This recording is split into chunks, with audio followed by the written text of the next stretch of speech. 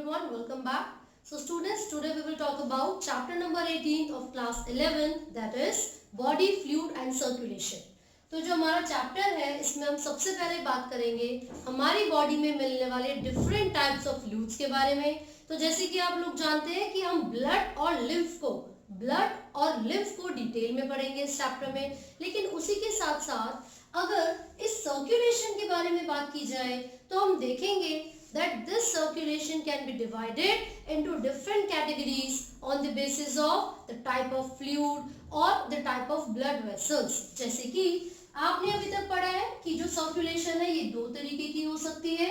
कौन कौन सी?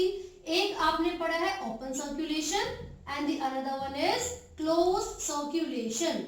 What is the difference between these two types of circulations? देखिए, open circulation जो टर्म है ये हम तब यूज करेंगे जब बॉडी के अंदर जो भी सेल्स प्रेजेंट हैं डायरेक्टली हार्ट से जितना भी ब्लड आता है वो ब्लड वेसल्स में ट्रेवल ना करके सेल्स और टिश्यूज को भिगो देता है। ठीक है, इसका मतलब क्या है? ओपन टाइप ऑफ सर्कुलेशन में blood vessels are not developed completely, blood vessels are not well developed. तो हमने यहाँ पर लिखा है कि ओपन टाइप ऑफ सर्कुलेशन की बात हम तब करेंगे या उन ऑर्गेनिजम्स में करेंगे जिनके अंदर ब्लड वेसल्स वेल डेवलप नहीं होती हैं। हार्ट ने जितना भी ब्लड पंप किया है वो डायरेक्टली सेल्स और टिश्यूज को बात कर देता है। ठीक है, तो इसका अगर हम एग्जांपल लेते हैं तो यहाँ पर आप कॉकरोच का एग्जांपल ले सकते हो, यानी कि इंसेक्टा या जिसको आप आर्थ्रोपोडा कहते हैं। अगर क्लोज सर्कुलेटरी सिस्टम की बात करेंगे so in this case the blood vessels are well developed. इनके अंदर क्या होगा? जो ब्लड वेसल्स होती हैं वो वेल डेवलप्ड होती हैं। इसका मतलब ये हुआ कि जब भी हार्ट के थ्रू ब्लड आएगा सो it will travel with in the blood vessels, यानी कि हार्ट से आने वाला जो भी ब्लड होगा वो ब्लड वेसल्स में ट्रैवल करेगा and the diffusion will occur here. जो डिफ्यूजन होगी वो सेल्स के साथ होगी। मान लीजिए ये जो ब्लड वेसल है वो ऑक्सीजनेटेड ब्लड को कैरी कर रही है, तो क्या होगा फिर?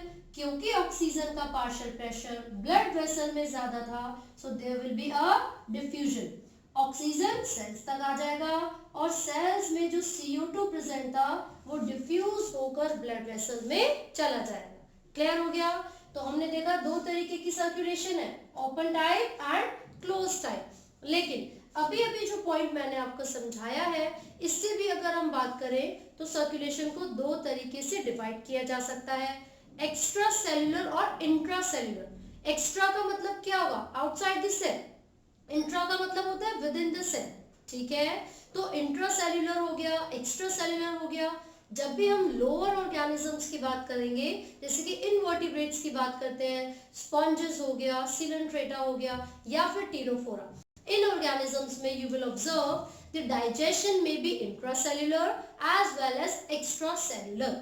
ठीक है, तो डाइजेशन जैसे होता है बिल्कुल वैसे ही सर्कुलेशन भी हो सकती है। और सर्कुलेशन में क्या होता है? एक्सचेंज ऑफ गैसेस हो रहा है। कौन से गैसेस? Respiratory gases. क्लियर है?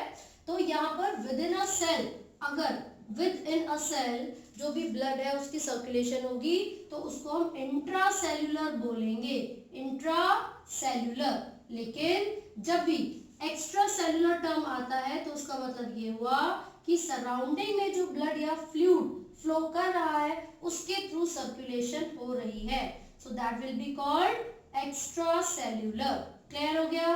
तो ये हमने बात की है क्लासिफिकेशन के बारे में, किसकी? सर्कुलेशन। ठीक है, तो ओपन टाइप या फिर क्लोज टाइप, इंट्रासेल्यूलर या फिर extra cellular. But if we talk about the fluid, the type of fluid, तो आप देख सकते हो कि जो लोअर ऑर्गेनिजम्स हैं वो क्या करते हैं? पानी के थ्रू जो गैसेस है, जो रेस्पिरेटरी गैसेस हैं या जो ऑक्सीजन है उसको इनटेक करेंगे, फिर बॉडी के अंदर वो ऑक्सीजन ट्रैवल करता है। अगर उनके अंदर कोई भी लिक्विड या कोई भी फ्लूइड प्रेजेंट है तो वो फ्लूइड हेल्प करेगा किस चीज में? Transportation of these respiratory gases. तो वाटर के थ्रू भी हो सकता है। दूसरा आप देखोगे तो जो फ्लूइड है वो क्या हो सकता है? लिम्फ हो सकता है, राइट, जिसको इंटरस्टिशियल फ्लूइड भी कहा जाता है, या फिर कलरलेस फ्लूइड हो सकता है जिसको हीमोलिम्फ कहते हैं इन द केस ऑफ कॉकरोच।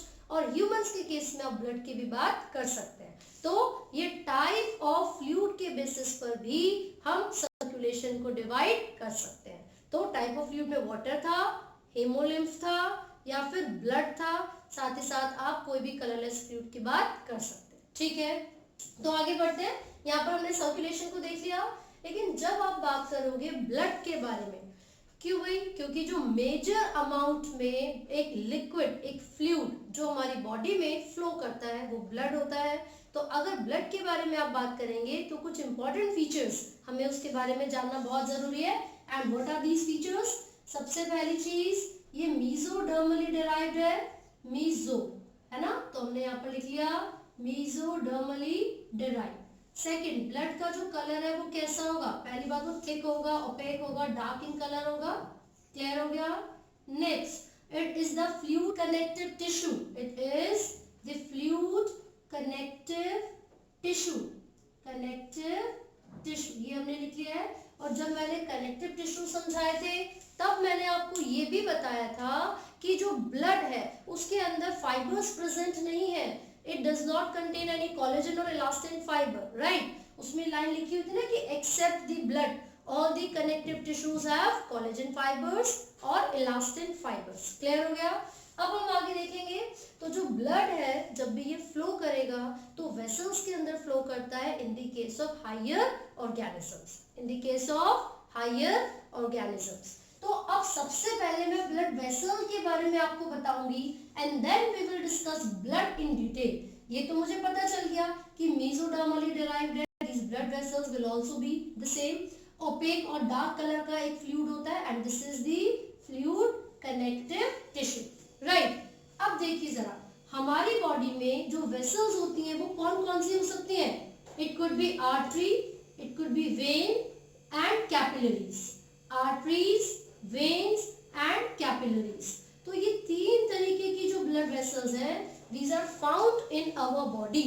ये जो तीन तरीके की ब्लड वेसल्स हैं ये हमारी बॉडी में मिलती है। ठीक है, आप जब इनके बारे में बात करोगे तो डिफरेंशिएशन कैसे होगा? हम इनके स्ट्रक्चर्स और इनके फंक्शंस के बेसिस पर इनको डिफरेंशिएट करेंगे। ठीक है, तो देखिए जब भी आर्टरीज के बारे में आप बात करते हो तो बेसिक जो उसका फंक्शन है अगर हम उसकी बात करेंगे तो आप देखोगे कि जो आर्टरीज होती हैं वो कैरी करती हैं ऑक्सीजनेटेड ब्लड को फ्रॉम द हार्ट। तो सबसे पहला जो फंक्शन हमने देखा वो क्या है? Arteries carry oxygenated blood from the heart. अब वेन्स के बारे में बात करेंगे, इनका ऑपोजिट होता है, इनका ऑपोजिट होता है। ऑपोजिट से मेरा मतलब है कि पूरी बॉडी का जो डीऑक्सीजनेटेड ब्लड होगा उसको हार्ट तक लाने का काम वेन्स का होता है। ठीक है, तो चलिए हम यहाँ पर एक टेबल बना रहे हैं, डिफरेंशिएशन करेंगे आर्टरीज एंड वेन्स में, आर्टरीज और वेन्स में। तो सबसे पहला पॉइंट मैंने बताया था, it carries oxygenated blood from heart to different parts of the body, heart to different parts of the body. ये हमने सबसे पहले बात की आर्टरी के फंक्शन की। ठीक है, अब अगर मैं बात करूं कि ऑक्सीजनेटेड ब्लड को वो लेके जा रहा है, ठीक है, ब्लड होता कितना है हमारी बॉडी में? It could be 5 to 6 litres. Clear है? एक हेल्दी ह्यूमन की हम बात कर रहे हैं। आगे देखिए वेन्स क्या करती हैं? They carry deoxygenated blood, deoxygenated blood from different parts of body to the heart। तो ये हमने आर्टरीज और वेन्स के सबसे पहले फंक्शन के बारे में बात की है। ठीक है, अब अगर हम बोलेंगे कि आर्टरीज का जो स्ट्रक्चर है उसमें किस तरीके से अरेंजमेंट होती है, तो आर्टरीज और वेन्स दोनों की ही स्ट्रक्चर को जब आप ऑब्जर्व करोगे सो यू विल सी कि एक आउटर मोस्ट लेयर होगी जिसको ट्यूनिका एक्सटर्ना या फिर एडवेंटिशिया भी कहा जाता है। ट्यूनिका एक्सटर्ना या फिर ट्यूनिका एडवेंटिशिया कहा जाएगा। There will be a middle layer, यहाँ पर एक मिडल लेयर होगी जिसको हम बोलेंगे tunica media, tunica media, and then there will be the innermost layer which is called tunica interna, tunica interna. ठीक है ना।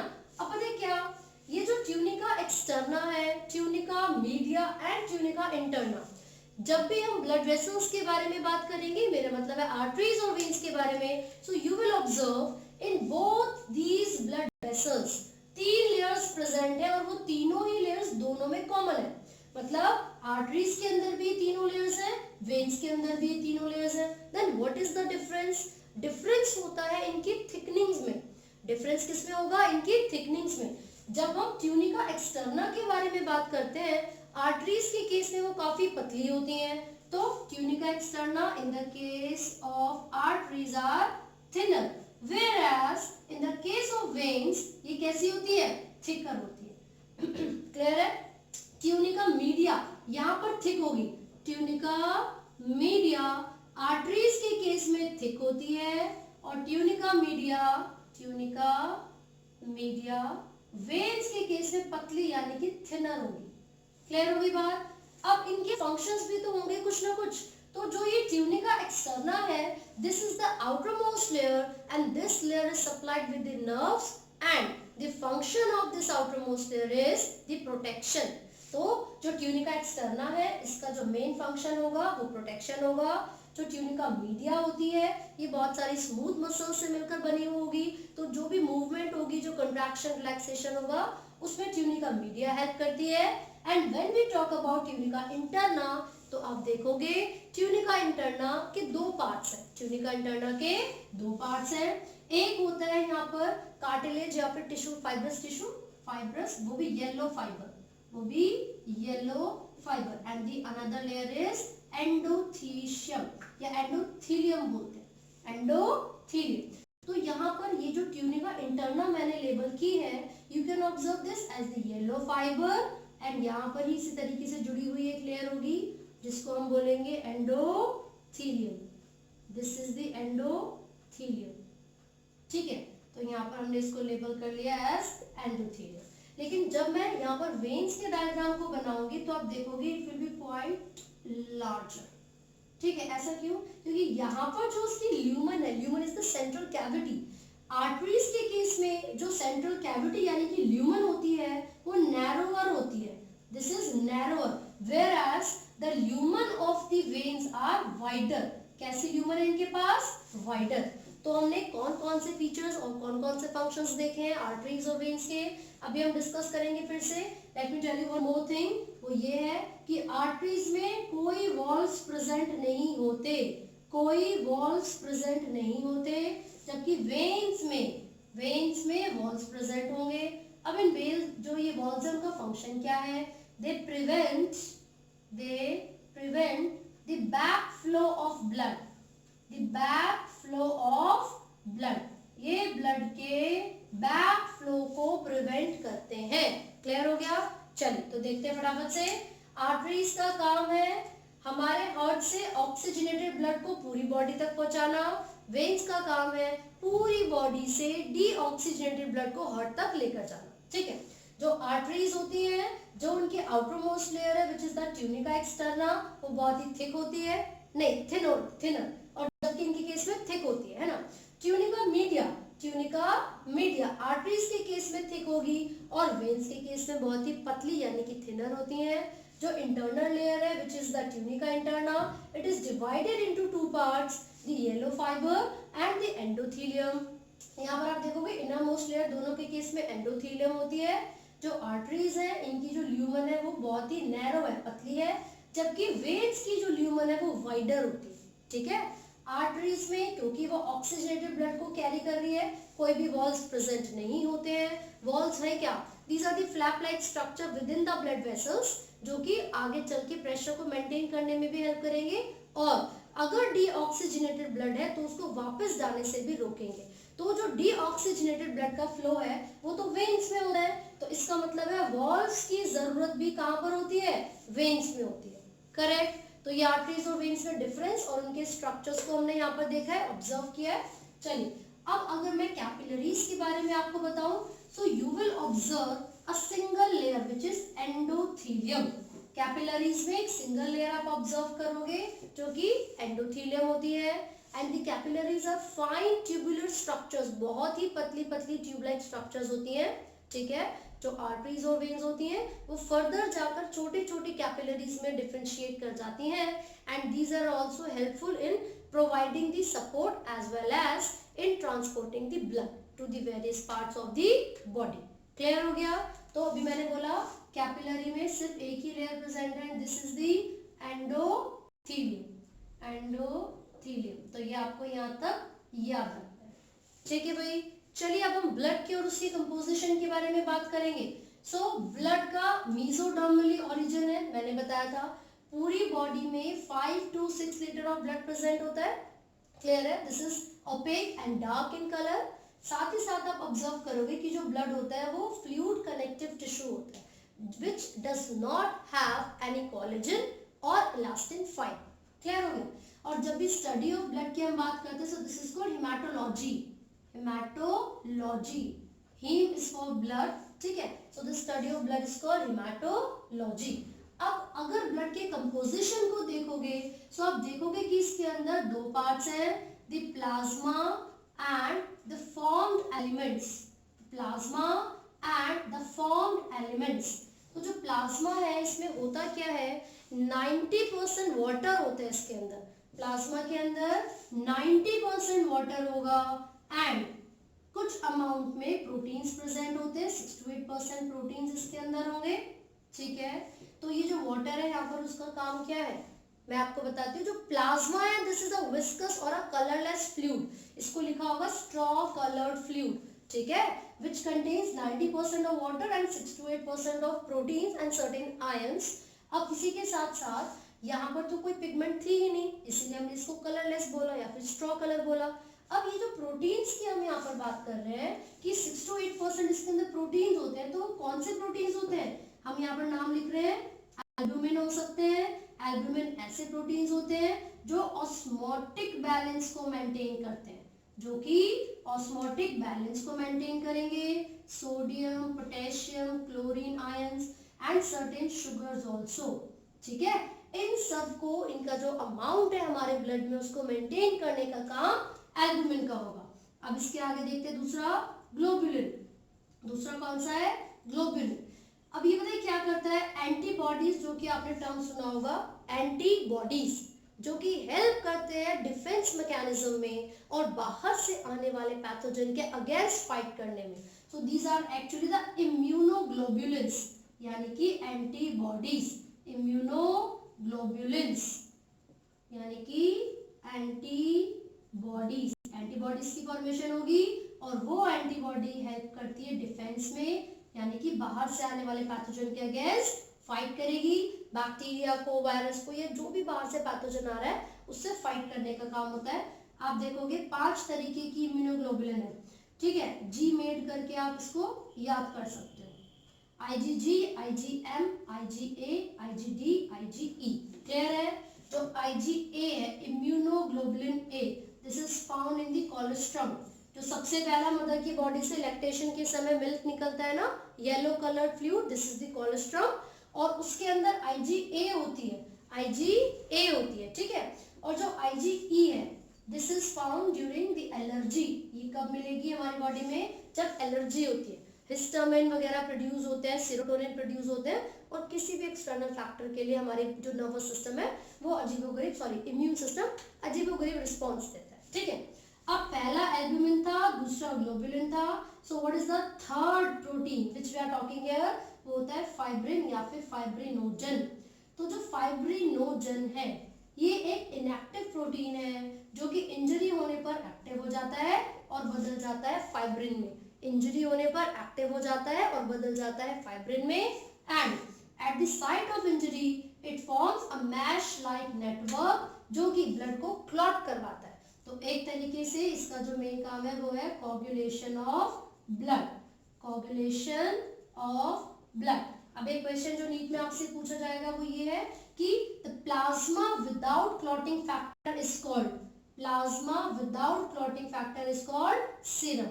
तो आपको याद रखना है प्लाज्मा माइनस फाइब्रिन भी लिखा हो सकता है, फाइब्रिनोजन भी लिखा हो सकता है, या फिर प्लाज्मा विदाउट क्लॉटिंग फैक्टर भी लिखा होगा तो भी आपका आंसर क्या होगा, सीरम। क्लियर हो गया। तो ये हमने किसके बारे में बात की है, द कंपोजिशन ऑफ ब्लड, जो कि प्लाज्मा और फॉर्म्ड एलिमेंट से मिलकर बना है। प्लाज्मा को अभी हमने डिटेल में पढ़ा। And now we will talk about the formed elements. तो देखिए ये जो फॉर्म्ड एलिमेंट्स है, it includes all the corpuscles और the blood cells. It includes all the corpuscles और द ब्लड सेल्स। आपको ये कॉपी करना है तो आप कर सकते हो, ठीक है। तो ये जो ब्लड सेल्स हम बोल रहे हैं, ये कौन से सेल्स हैं जो कि फॉर्म्ड एलिमेंट्स में आते हैं। तो यहाँ पर देखिए फटाफट से, इट इंक्लूड्स आरबीसी यानी कि रेड ब्लड सेल्स, डब्ल्यूबीसी यानी कि white blood cells and platelets. RBC, WBC and platelets, RBC, WBC and platelets. So let's talk about the red blood cells now. ठीक है, क्या क्या नाम है इनके वो देख लेते हैं फटाफट से। RBCs को रिथ्रोसाइट्स कहा जाता है, रिथ्रोसाइट्स। ऐसा क्यों, रेड कलर से ये रिप्रेजेंट किया जा रहा है, साइट्स का मतलब सेल होता है। WBC को क्या बोलेंगे फिर, leukocytes. These are the leukocytes, ठीक है। And then the platelets, these are called thrombocytes. हमने यहाँ पर मेंशन कर लिया है thrombocytes, ठीक है। तो देखिए ये जो आरबीसी यानी कि रेड ब्लड सेल्स हैं, इनका जो अमाउंट होता है बॉडी में वो लगभग 5, मतलब कितना टोटल बॉडी, टोटल जो ब्लड है, टोटल ब्लड, उसके बारे में हम बात कर रहे हैं। 5 to 5.5 मिलियन पर mm³ ऑफ ब्लड, पर mm³ ऑफ ब्लड। सबसे पहले चीज हमने इसका अमाउंट देखा। दूसरी चीज, ये जो आरबीसीज यानी कि रेड ब्लड सेल्स होती हैं, these are biconcave in shape, biconcave in shape. Next, these are enucleated, that means they do not have a nucleus. Next, they have a pigment called hemoglobin, hemoglobin, and this pigment that contains heme यानी कि iron, gives the red color to the red blood cells. तो यहाँ पर इस haemoglobin pigment की वजह से ही जो आरबीसीज हैं इनका कलर रेड होता है। हीमोग्लोबिन में हीम Fe ग्रुप होगा जो कि एक बार में 4 ऑक्सीजन के मॉलिक्यूल्स को कैरी कर सकता है। साथ ही साथ अगर हम बात करें, इसका जो अमाउंट होता है वो 12 to 16 ग्राम पर 100 ml ऑफ ब्लड हो सकता है। किसमें, एक हेल्दी इंडिविजुअल में, एक हेल्दी पर्सन में, ठीक है। आगे देख रहे हैं जो लाइफ स्पैन होता है नॉर्मल आरबीसीज का, वो 120 डेज होता है। And after 120 days these RBCs move to a spindle like structure और द ऑर्गन कॉल्ड स्प्लीन। और इसी स्प्लीन को हम क्या कहते हैं, graveyard of RBC, graveyard of RBC, correct. तो अब हमने यहाँ पर आरबीसीज के कैरेक्टरिस्टिक फीचर्स देखे हैं। ये अबंडेंट होता है, 5 से 5.5 मिलियन पर mm³ ब्लड में मिलेगा, बायकॉन्केव होगा। ये जो इन्यूक्लिएटेड मैंने लिखा है ना, ये आप जरूर याद रखें कि हम किसकी बात कर रहे हैं, मैमल्स की बात कर रहे हैं। उसमें भी मैं ह्यूमंस यहाँ पर बोल रही हूँ, ठीक है ना। लैम्ब एक इसके एक सेक्शन है जिसमें न्यूक्लियस होता है कैमल का, और इसके अलावा हीमोग्लोबिन यहाँ पर प्रेजेंट है, that imparts the red colour to the RBCs. ये हीमोग्लोबिन में हीम आयरन होता है जो कि ऑक्सीजन को ट्रांसपोर्ट करने में हेल्प करेगा। तो एक तरीके से हीमोग्लोबिन रेस्पिरेटरी पिगमेंट हो गई, क्यों, क्योंकि वो रेस्पिरेटरी गैसेस को ट्रांसपोर्ट करती है। देन हीमोग्लोबिन का अमाउंट हमारे पास 12 से 16 ग्राम पर 100 ml ऑफ ब्लड है। 120 डेज इनका लाइफ स्पैन होता है। After 120 days these RBCs move to the spleen which is called the graveyard of RBC, correct. WBCs यानी कि ल्यूकोसाइट्स के बारे में बात कर रहे हैं। These leukocytes are colorless. क्यों भाई, क्योंकि इनके पास कोई पिगमेंट ही नहीं है, ठीक है। And they may vary in shape. They may vary in shape. अलग अलग हो सकते हैं शेप में। साथ ही साथ इनका जो अमाउंट होता है 6000 से 8000 पर mm³ ऑफ ब्लड, ठीक है। These are short lived. कैसी होती है वो, शॉर्ट लिव्ड होती है, लेकिन मेमोरी के बेसिस पर काम करेंगी। अब अगर आगे देखोगे, so these are categorised into 2 categories. एक होता है granulocytes, granulocytes, and another one is agranulocytes. तो जो ग्रेन्युलोसाइट्स है, इसका मतलब ये हुआ that the WBCs in their nucleus हाँ जी, WBC में न्यूक्लियस होता है. That the WBCs in their nucleus have certain particles, the granules, right? तो यहाँ पर 3 टाइप्स के WBCs आप पढ़ते हो, ठीक है. एक होता है जो कि एसिडिक स्टेन को ऑब्जर्व करता है, उसको हम एसिडोफिल्स या एसिनोफिल्स कहते हैं.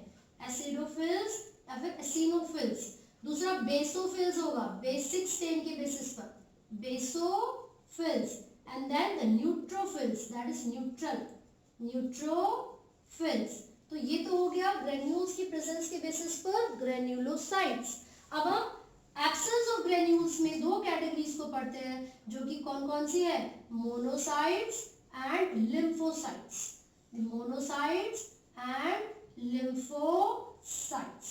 क्लियर है. तो जो बेसोफिल्स होती हैं, these are the minimum, these are found in the minimum amount, whereas the neutrophils are abundant. तो ये आपको याद रखना है.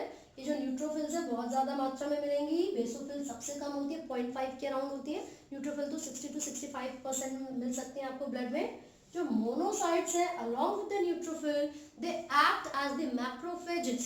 बाहर से आने वाले जो पैथोजेंस हैं उनको फैगोसाइटोसिस करते हैं, यानी कि उनको किल कर देते हैं, खाते हैं और डिस्ट्रॉय कर देते हैं. क्लियर है. ये जो एसिडोफिल्स या एसिनोफिल्स जिनको कहा जाता है, ये भी एलर्जिक रिएक्शन में हेल्पफुल होते हैं बहुत ज़्यादा. और जो बेसोफिल्स है वो इन्फ्लामेशन को कंट्रोल करेंगे. एंड द लिम्फोसाइट्स, ये क्या करते हैं, 2 तरीके के सेल्स को प्रोड्यूस करते हैं, which are B lymphocytes and T lymphocytes. B lymphocytes and T lymphocytes. Now what do these cells do. जो बी लिम्फोसाइट्स हैं वो ऐसे स्पेशलाइज्ड सेल्स होते हैं जो कि एंटीबॉडीज को प्रोड्यूस करने का काम करेंगे.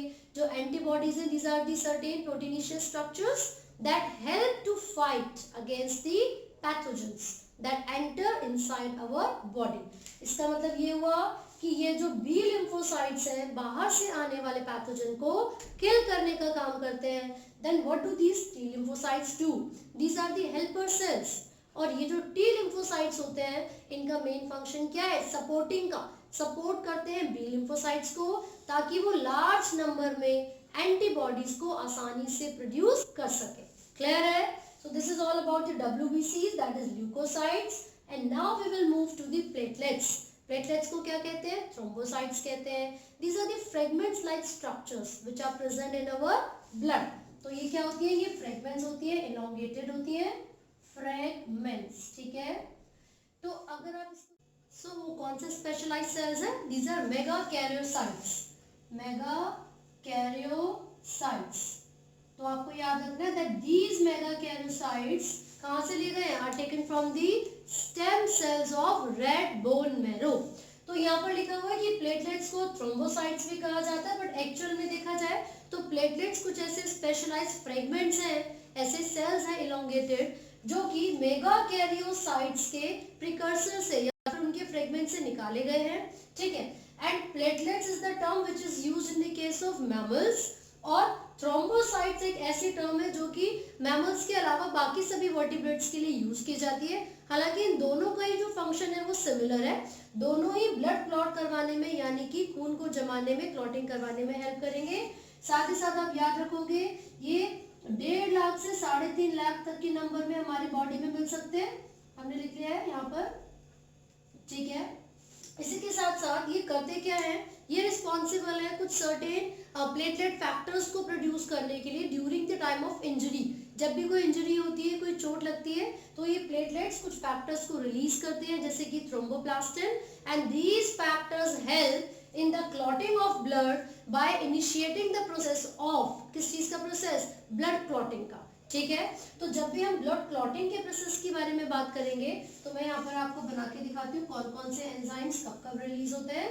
तो ये जैसे ही मेगाकैरियोसाइट से फ्रेगमेंट्स बनती हैं, ये फ्रेगमेंट्स क्या कहलाती है, platelets. These are enucleated, these are enucleated. ठीक है. बट जनरल जब थ्रोम्बोसाइट्स की बात करेंगे तो दीज आर न्यूक्लिएटेड स्ट्रक्चर्स, और इनका काम भी ब्लड को क्लॉट करवाना होगा. और अभी मैंने बताया कि platelet factors are produced during the injuries and these are called thromboplastin. Right. साथ साथ ये जो प्लेटलेट्स है वो सीरोटोनिन को भी रिलीज करती हैं, क्योंकि जो सीरोटोनिन है वो क्या होते हैं, वैसोकंस्ट्रिक्टर्स होते हैं, ब्लड वेसल्स को कंस्ट्रिक्ट कर देते हैं और साथ ही साथ हेल्प करेंगे एक स्कम की फॉर्मेशन में भी। ठीक है, यहाँ पर लिखा हुआ है कि जो मेगाकैरोसाइट्स हैं ये प्लेटलेट्स की फॉर्मेशन करेंगी। These platelets during the time of injury form thromboplastin. Along with this thromboplastin, certain enzymes such as thrombokinase, these are also produced. What do these enzymes do? हमारे ब्लड में प्रोथ्रोम्बिन प्रेजेंट होता है, prothrombin, और जब भी कोई shock या कोई इंजरी होती है तो दिस थ्रोम्बोकाइनेज क्या करेगा, converts prothrombin into the thrombin. तो यहाँ पर ये जो थ्रोम्बिन है इसका काम क्या होगा, थ्रोम्बिन का काम होता है फाइब्रिनोजेंस को, which are the inactivated proteins, इन फाइब्रिनोजन को फाइब्रिन में कन्वर्ट करना, and this fibrin forms a mesh like structure और a network around the site of cut. जिस जगह पर कट लगा है, जिस जगह पर इंजरी हुई है, उसी जगह पर ये फाइब्रिन एक नेटवर्क की फॉर्मेशन करते हैं। And for this complete process calcium ions along with vitamin के, दीज आर रिक्वायर्ड। तो हमें ये याद रखना है विटामिन के बहुत जरूरी होते हैं in the process of coagulation of blood. Along with this there are certain factors which are responsible, and the calcium ion is also responsible. It is a coenzyme here, वो एक coenzyme की तरह यहाँ पर काम कर रहा है।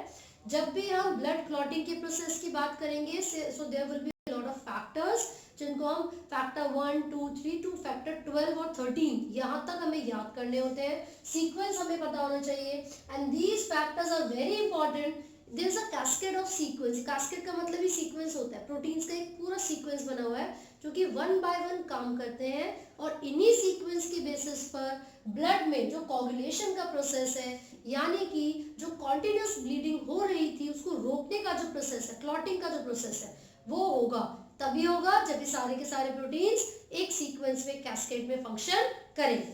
सो ये हमने ब्लड के अंदर प्लाज्मा एंड फॉर्म्ड एलिमेंट्स को कंप्लीटली डिस्कस कर लिया है, इनके फंक्शंस को डिस्कस किया है अलोंग विद द स्ट्रक्चर। जैसे कि प्लेटलेट्स का भी देख सकते हैं आप, तो ऐसे फ्रेगमेंट्स में होते हैं, एंड दीज आर इन्यूक्लिएटेड, इनका नंबर भी हमने देखा कितना होता है और इनका फंक्शन भी, right. And now we will move ahead and we will now talk about the blood groups. So blood groups के बारे में हम यहाँ पर डिस्कस कर रहे हैं, किस तरीके से हमें पता चलता है किसका कौन सा ब्लड ग्रुप होगा। तो चलिए स्टार्ट करते हैं। फिर देखिए, normally what happens is the RBCs on their surface contain certain proteins. RBCs के surface पर कुछ glycoproteins present होते हैं, and these glycoproteins are there to express the type of blood group. कैसे होगा? ये जो RBCs है ये बाइकॉन्केव इन शेप होते हैं। अगर यहाँ पर एक ऐसा ग्लाइकोप्रोटीन प्रेजेंट है which resembles the type A, तो हम बोलेंगे कि इस इंडिविजुअल का जो ब्लड ग्रुप है वो कौन सा होगा, ब्लड ग्रुप ए। तो ये एंटीजन कहलाया जाता है। This antigen is basically a glycoprotein. तो अगर किसी भी आरबीसी के सरफेस पर ए एंटीजन प्रेजेंट होगा, so the blood group would be A, and if it has B antigen the blood group will be B. If it has both the antigens A and B, so the blood group is AB.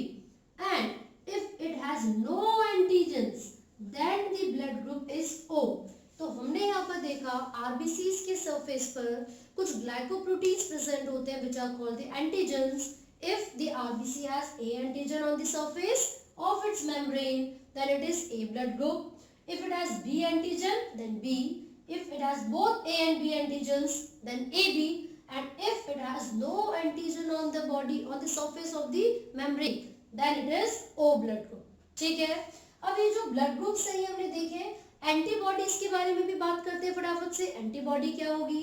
देखिए, जो composition होता है RBC के surface पर present होने वाले antigens का, वो फेवरेबल तभी होगा जब सेम टाइप ऑफ एंटीजन हमारी बॉडी में एंट्री करेगा। लेकिन अगर किसी इंडिविजुअल की बॉडी में जिसका ब्लड ग्रुप ए है, अगर उसकी बॉडी में बी ब्लड ग्रुप वाले या फिर बी एंटीजेंस की एंट्री हो, तो क्या ये उसको इजीली एक्सेप्ट कर पाएगा? नहीं कर पाएगा। इसका मतलब ये होता है कि कोई भी इंडिविजुअल जिसका ब्लड ग्रुप ए है उसकी बॉडी में बी के अगेंस्ट यानी कि एंटी बी एंटीबॉडीज प्रेजेंट होती हैं। Anti B antibodies. अब इसका ब्लड ग्रुप पहले से बी है तो बी के खिलाफ तो नहीं होगी, इसके अंदर जो एंटीबॉडीज होंगी वो ए के अगेंस्ट होंगी। और क्योंकि इसके पास ए और बी दोनों ही एंटीजेंस प्रेजेंट है, so they have no antibodies. इनकी बॉडी में किसी भी तरीके की एंटीबॉडीज नहीं होंगी। और क्योंकि जब आप ओ ब्लड ग्रुप की बात करते हो, ना तो इनके पास ए एंटीजन है ना ही इनके पास बी एंटीजन है, so they will have both the anti A as well as anti B antibodies. तो यहाँ पर हमने देखा कि जो ब्लड ग्रुप होते हैं on the presence of the antigens, the type of antigens they have, उसी बेसिस पर हम यहाँ पर ब्लड ग्रुप्स को रिप्रेजेंट करते हैं। कौन से साइंटिस्ट हैं जिन्होंने इसको दिया था? He was Karl Landsteiner. इसको हमने बोला था ABO blood group system, ABO blood grouping या फिर ABO ब्लड ग्रुप सिस्टम। ठीक है, you will also read about MN type of blood grouping system.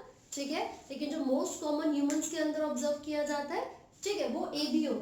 तो यहाँ पर वैसे MN को भी उतना ही ज्यादा स्टडी करते हैं जब भी हम डिटेक्ट करते हैं किसी भी पैथोलॉजिकल लैब्स में या फिर किसी भी लैब में जिसमें हम ब्लड को टेस्ट करते हैं, तो MN type of blood group को भी ऑब्जर्व किया जाता है। ठीक है, तो यहाँ पर हमने एंटीजेंस और एंटीबॉडीज की प्रेजेंस के बारे में बात की है। And now if we talk about the donor and the acceptor, then how would we get to know? देखिए, क्योंकि A B individual A antigen और बी एंटीजन दोनों को ही कैरी करेगा, so it will be very easy for this person, for the A B individual to donate the blood. क्या आसान होगा अगर ये डोनेट करेगा, या फिर इसके लिए रिसीव करना बहुत आसान होगा? देखिए, बच्चे कहते हैं इसके पास दोनों है तो दीदी क्यों नहीं डोनेट कर पाते? डोनेट वो कर सकता है, लेकिन अगर किसी ए बी इंडिविजुअल को ही देना हो तो, क्योंकि अगर ए बी वाला पर्सन किसी ऐसे व्यक्ति को ब्लड दे रहा है जिसका ब्लड ग्रुप ए है, जिसका ब्लड ग्रुप ए है, तो ए एंटीजन तो इजीली उसकी बॉडी में एक्सेप्ट हो जाएंगे, लेकिन इन बी एंटीजन का क्या होगा? इसके खिलाफ तो एंटीबॉडीज प्रेजेंट थी इसकी बॉडी में, राइट? तो क्योंकि ए इंडिविजुअल की बॉडी में बी के अगेंस्ट एंटीबॉडीज थी, so they will kill all these antigens, लेकिन वो यूजलेस होगा। इसीलिए ए बी ब्लड ग्रुप वाले व्यक्ति को हम ये नहीं कहते कि वो यूनिवर्सल डोनर है, instead we say that this person is universal acceptor, universal acceptor या रिसीवर। और ऐसा इसलिए है क्योंकि ये ए इंडिविजुअल से भी ब्लड ले सकता है, क्योंकि इसके पास पहले से ए ब्लड ग्रुप था। ये बी इंडिविजुअल से भी ब्लड ले सकता है क्योंकि पहले से बी एंटीजन था, और ये ओ इंडिविजुअल से भी ब्लड ले सकता है, इसीलिए ए बी को कहा जाता है universal acceptor. Whereas this O blood group is called universal donor. This is the universal donor. Reason ये है कि इसके सरफेस पर कोई भी एंटीबॉडी एंटीजन प्रेजेंट नहीं होता, और क्योंकि किसी भी तरीके का एंटीजन प्रेजेंट नहीं है, तो अगर ये ए इंडिविजुअल को देगा ब्लड, वो भी रिसीव करेगा, बी इंडिविजुअल को देगा वो भी, और साथ ही साथ ए बी, ये भी इंडिविजुअल आसानी से ओ ब्लड ग्रुप से मिला हुआ ब्लड रिसीव कर सकता है। ठीक है, अब इसके बाद ये जो ब्लड ग्रुप्स हैं, जो एंटीजन्स और एंटीबॉडीज हैं, इसके बाद एक इनकम्पैटिबिलिटी का केस भी हम स्टडी करते हैं, जिसको हम कहते हैं RH इनकम्पैटिबिलिटी। क्या बोलेंगे? RH incompatibility. तो उसमें क्या ऑब्जर्व करते हैं हम? अब ये RH क्या है? आप लोग बोलते हो कि पॉजिटिव और नेगेटिव कैसे पता चलेगा? ये तो पता चल गया कि ये ए ब्लड ग्रुप है, ये बी ब्लड ग्रुप है, but how will you get to know about the positive and the negative blood groups, right? तो देखिए, RH एक वैसे रेसस मंकी था, जो कि ऐसे हम बोलते हैं कि जो मंकीज होते हैं उनकी जो फिजियोलॉजी है वो काफी ज्यादा सिमिलर होती है टू ह्यूमंस, राइट? तो जब उस मंकी के ब्लड को ऑब्जर्व किया गया था, तो there was an antigen called RH factor. क्या कहते हैं इसको? RH factor which was observed on the surface of the RBC, और वही सेम एंटीजन ऑब्जर्व किया जाता है ह्यूमन बीइंग्स की पॉपुलेशन में, राइट? और क्योंकि वो rhesus monkey से लिया गया है इसलिए इसको हमने टर्म क्या दिया है RH फैक्टर। क्लियर है? तो जो पॉजिटिव और नेगेटिव की हम बात करते हैं देखिए वो क्या है। मान लीजिए ये कोई एक ऐसे इंडिविजुअल है जिसकी आरबीसी के सरफेस पर A एंटीजन प्रेजेंट है। So if this individual has A antigen as well as this RH factor, so the person would be A positive. Similarly, if the individual has B antigens as well as the RH factor, so the person would be B positive. But if the individual has A antigen but no RH factor, so the individual is A negative. तो इस तरीके से हम लोग ये determine करते हैं कि whether the person is A positive, B positive, AB positive और negative, right? Similarly, O blood group के केस में भी बात करेंगे तो ऐसा ही होगा। अगर O इंडिविजुअल की सरफेस पर RH फैक्टर्स प्रेजेंट होंगे so the individual would be O positive, and if there is no RH factor on the surface of RBC in the individual with O blood group, then it is O negative. Clear है? अब ये positive और negative की जो incompatibility है इसको हम observe कर रहे हैं। इसका एक एग्जांपल है, मैं यहाँ पर लिख देती हूँ RH या ब्लड ग्रुपिंग इनकम्पैटिबिलिटी, कंपैटिबिलिटी। ठीक है, तो इसका एक एग्जांपल है। There was a pregnant lady with RH negative blood group, whereas the fetus was RH positive. तो ये एक ऐसा केस है जिसमें आप RH इनकम्पैटिबिलिटी को ऑब्जर्व करोगे। RH किस लिए था? रेसस के लिए था, क्योंकि उस मंकी में सबसे पहले हमने ऑब्जर्व किया था इस एंटीजन को। साथ ही साथ यहाँ पर हम डिटेल में देख रहे हैं किस तरीके से इनकम्पैटिबिलिटी शो होती है। तो मैंने आपको बोला if the lady is having negative, is the RH negative, right? तो क्या होगा, अब जो फीटस है, जो बच्चा है, अगर during first pregnancy if the lady is RH negative and the foetus is RH positive, तो अभी तक तो लेडी की बॉडी में कहीं से पॉजिटिव ब्लड का कोई कांटेक्ट नहीं था, कोई भी कांटेक्ट नहीं था। इसका मतलब ये हुआ कि ये जो लेडी है इसकी बॉडी में कोई भी RH फैक्टर नहीं है और ना ही एंटीबॉडीज प्रेजेंट है। क्यों नहीं है एंटीबॉडी? क्योंकि अभी तक वो लेडी किसी भी RH पॉजिटिव ब्लड ग्रुप के कांटेक्ट में नहीं आई है। क्लियर हो गई ये बात? So the pregnant lady has no RH factor as well as no antibodies against it, right? लेकिन प्रेगनेंसी के समय पूरा जो जेस्टेशन पीरियड चल रहा है, बच्चे की डेवलपमेंट का समय चल रहा है, उस समय तो कोई प्रॉब्लम नहीं होगी। बट ड्यूरिंग पार्चुरेशन और delivery this the umbilical cord जो कि मदर की बॉडी के साथ along with the placenta foetus को कनेक्ट करती है ना? तो जिस समय पार्चुरेशन यानी कि डिलीवरी होती है, this umbilical cord when get separated there is a mixing of blood between the mother and the foetus. तो मैंने बोला कि जब पहली डिलीवरी होती है तो उस समय मदर और फीटस के ब्लड में क्या होता है? मिक्सिंग हो जाती है। तो जो मदर का ब्लड था it will be transported to the foetus and the foetal blood, some of the foetal blood will be transported to the maternal blood, यानी कि मदर की बॉडी तक वो ट्रेवल करके जाएगा, है ना? तो क्योंकि पहली बार डिलीवरी हो चुकी है, फर्स्ट टाइम प्रेगनेंसी में कोई प्रॉब्लम नहीं आई है, बच्चा जो है वो एक्सपेल कर चुका है बॉडी के बाहर। तो जब ये बच्चे का ब्लड मदर की बॉडी में आया था तो यार वो तो पॉजिटिव था, अभी तक तो मदर की बॉडी में कुछ पॉजिटिव आया ही नहीं, तो मदर को क्या लगेगा? ये तो कोई फॉरेन पार्टिकल है, और मदर उस फॉरेन पार्टिकल के लिए अपनी बॉडी में एंटीबॉडीज बनाने का काम शुरू कर देंगी। So now at the end of delivery the pregnant lady who was pregnant earlier, now this lady will be having the antibodies against RH positive, antibodies against RH positive. So this was the first delivery of pregnancy, इसमें कोई problem नहीं हुई। But during second pregnancy, if this time also If this time also the fetus is Rh positive, what will happen now?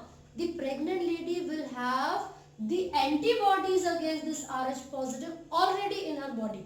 क्योंकि इस बार lady की body में पहले से ही Rh पॉजिटिव के अगेंस्ट एंटीबॉडीज हैं, तो इस बार मदर के ब्लड के थ्रू जब न्यूट्रिशन बच्चे के पास तक जाएगा तो ये एंटीबॉडीज भी जाएंगी and these are generally IgG. कौन सी एंटीबॉडीज होती हैं? आईजीजी होती हैं. तो Rh पॉजिटिव के अगेंस्ट जो एंटीबॉडीज बनी है वो भी मदर की बॉडी से फीटस की बॉडी तक जाएंगी और ये एंटीबॉडीज क्या करेंगी? फीटस के आरबीसीज पर अटैक करेंगी. These antibodies will attack the RBC of fetus क्योंकि बच्चा पॉजिटिव है और जो मदर है उन्होंने पॉजिटिव के खिलाफ एंटीबॉडीज बना ली थी. ब्लड के थ्रू वो एंटीबॉडीज बच्चे तक पहुंचेगी and these antibodies will attack the RBCs of the fetus. साथ ही साथ उसको अनीमिया हो सकता है, जॉन्डिस हो सकता है and this condition in which the RBCs die off, जिसमें RBCs को किल कर दिया जाता है by the blood from mother's body or the antibodies from maternal blood, इस कंडीशन को कहते हैं erythroblastosis fetalis. erythroblastosis fetalis ये एक ऐसी कंडीशन है जिसके अंदर फीटस की आरबीसीज ब्लास्ट हो जाती हैं या फिर डेड हो जाती हैं. ऐसा क्यों? क्योंकि मदर के ब्लड से जब न्यूट्रिशन आ रहा था उसी के साथ साथ कुछ एंटीबॉडीज आई थी, वो एंटीबॉडीज जो कि पहली प्रेगनेंसी के रिजल्ट में बनी थी. क्लियर है? और ये एंटीबॉडीज Rh पॉजिटिव के अगेंस्ट थी, इसीलिए जो सेकंड टाइम में बच्चा था क्योंकि वो भी Rh पॉजिटिव था, so these antibodies will attack the RBCs of foetus and the foetus may die also. इससे फीटस की डेथ भी हो सकती है. In case of any doubt, you can comment below and do not forget to like, share and subscribe. Thank you.